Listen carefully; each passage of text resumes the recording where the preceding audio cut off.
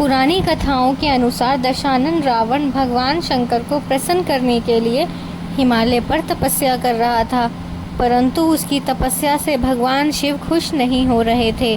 वहीं रावण एक एक करके अपना सिर काटकर शिवलिंग पर चढ़ाने लगा। इसी के चलते 9 सिर चढ़ाने के बाद जब रावण 10वां सिर चढ़ाकर अपने प्राण देने लगा था, तो वहीं भगवान शिव रावण से खुश हो गए।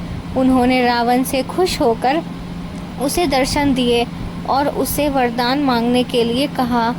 तब रावण ने भगवान शिव से लंका साथ चलने का वरदान मांग लिया।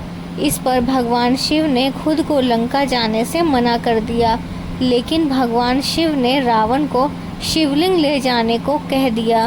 साथ ही उन्होंने एक शर्त रखी कि अगर उसने शिवलिंग को रास्ते में कहीं भी रखा तो भगवान शिव फिर वहीं विराजमान हो जाएंगे और वो कभी भी वहां से नहीं हटेंगे। इधर भगवान शिव की बात सुनते ही सभी देवी देवता परेशान हो गए। साथ ही समाधान के लिए सभी भगवान विष्णु के पास गए। तभी भगवान विष्णु ने उनकी परेशानी दूर करने को कहा। दूसरी ओर भगवान विष्णु नहीं चाहते थे कि यह ज्योतिर्लिंग लंका पहुँचे। इसे देखते हुए उन्होंने गंगा को रावण के पेट में समाने को कहा। वहीं रावण के पेट में गंगा के आने के बाद रावण को लघुशंका की इच्छा हो उठी। इसके बाद उसने ज्योतिर्लिंग एक बेजू नामक ग्वाला को पकड़ने के लिए दे दिया और वह लघुशंका करने चला गया। रावण जब लघुशंका करने लगा तो लघुशंका करने की उसकी इच्छा समाप्त नहीं हो रही थी। वह कई घंटों तक लघुशंका करता रहा और आज भी वहाँ एक तालाब है जिसे रावण की लघुशंका से उत्पन्न तालाब कहा जाता है।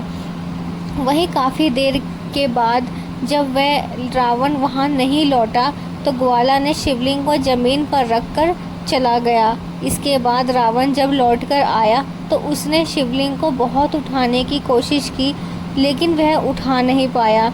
अंत में रावण उसे अंगूठे से दबाकर वहीं पर छोड़कर चला गया। वास्तव में बेजू नामक ग्वाला भगवान विष्णु ही थे, एक ग्वाला के रूप में थे। इसलिए इस स्थान को बेजू नामक ग्वाला नाम पर बैजनाथ भी कहा जाता है। आज वह शिवलिंग झारखंड के देवघर में स्थित बैजनाथ और बाबा धाम से जाना जाता है। काफ़ी दिनों के बाद बैजनाथ नामक चरवाहे को इस ज्योतिर्लिंग के दर्शन हुए। फिर वह रोज इसकी पूजा करने लगा, इसलिए इस पावन धरती का नाम बैद्यनाथ धाम हो गया। शिव पुराण के अनुसार बैद्यनाथ ज्योतिर्लिंग की स्थापना स्वयं भगवान विष्णु ने की।